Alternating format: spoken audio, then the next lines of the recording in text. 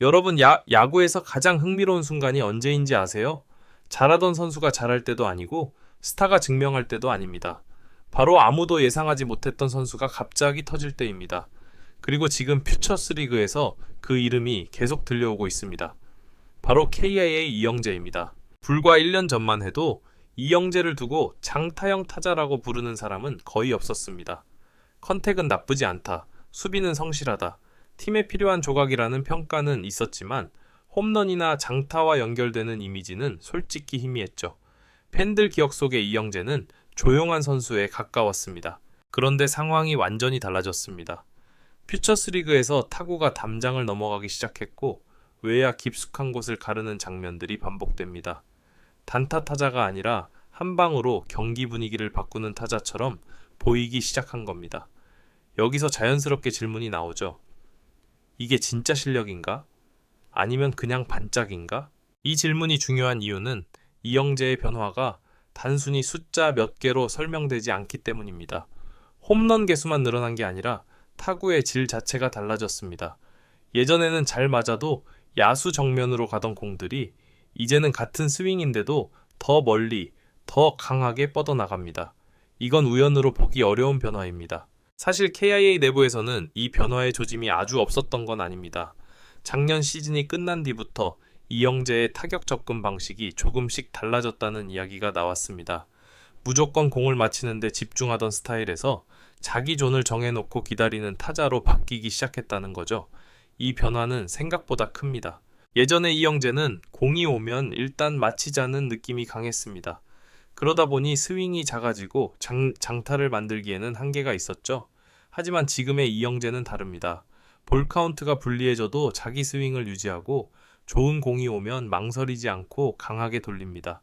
이건 자신감 없이는 절대 나올 수 없는 모습입니다. 또 하나 눈에 띄는 부분은 하체 사용입니다. 예전에는 상체 위주의 스윙이었다면 지금은 하체에서 힘을 만들어 위로 전달하는 구조가 훨씬 안정됐다는 평가가 나옵니다. 이 변화 덕분에 타구 속도가 눈에 띄게 빨라졌고 결과적으로 장타로 이어지고 있는 거죠. 단순히 힘이 좋아졌다는 게 아니라 힘을 쓰는 방법이 달라진 겁니다. 여기서 중요한 포인트가 하나 있습니다. 이영재의 장타 폭발은 홈런 치려고 바꾼 스윙이 아니라는 점입니다. 홈런 욕심을 내면 오히려 스윙이 커지고 정확도가 떨어지기 쉽죠. 그런데 지금 이영재의 타격을 보면 스윙 궤도는 오히려 더 간결해졌습니다. 대신 맞는 순간의 임팩트가 완전히 달라졌습니다. 이건 굉장히 좋은 신호입니다. 그래서 퓨처스리그 현장에서는 슬슬 이런 말들이 나오기 시작합니다. 이거 1군에서도 통할 수도 있겠다.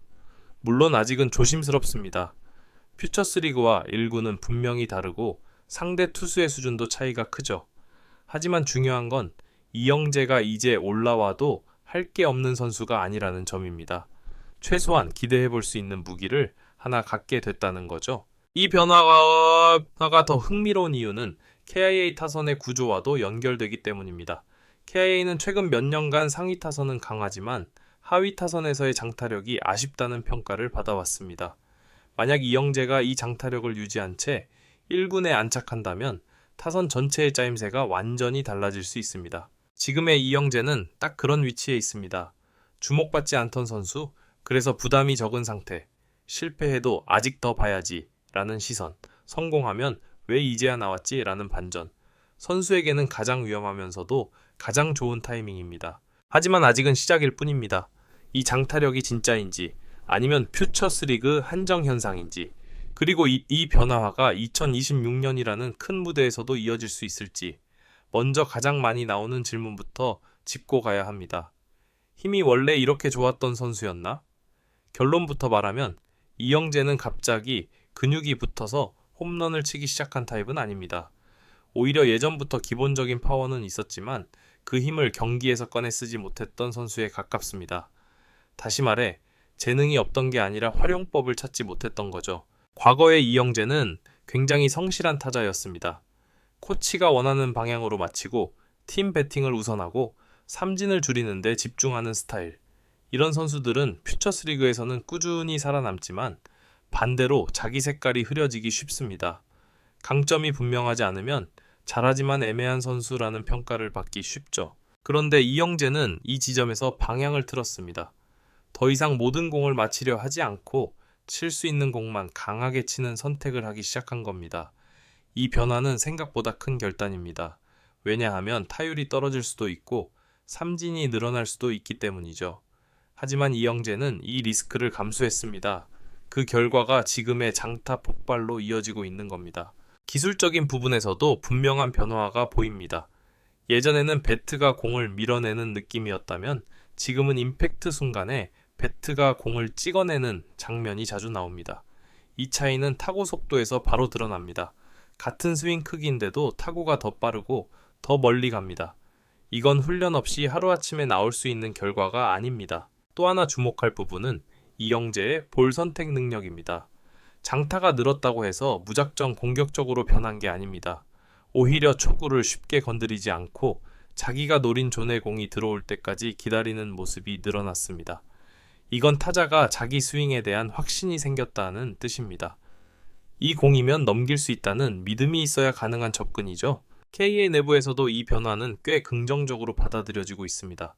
단순히 퓨처스리그 성적이 좋아서가 아니라 타격 내용이 1군에서도 통할 수 있는 방향으로 바뀌었다는 점이 높게 평가되고 있습니다. 특히 코칭 스태프는 이영재를 더 이상 컨택형 백업으로만 보지 않고 명확한 역할을 줄 수 있는 카드로 분류하기 시작했습니다. 여기서 흥미로운 건 KIA가 이영재를 대하는 태도입니다. 아직은 섣불리 띄우지 않습니다. 갑자기 주전 후보라고 말하지도 않고 당장 1군에 올려서 모든 걸 맡기지도 않습니다. 대신 이 장타력이 지속 가능한지를 아주 차분하게 지켜보고 있습니다. 이건 기대가 없어서가 아니라 오히려 기대가 있기 때문에 조심하는 모습에 가깝습니다. 왜냐하면 이런 케이스에서 가장 위험한 건 너무 빨리 결론을 내리는 겁니다. 한 시즌 반짝 장타가 터졌다고 해서 바로 역할을 키워버리면 타자가 다시 흔들릴 가능성도 커집니다.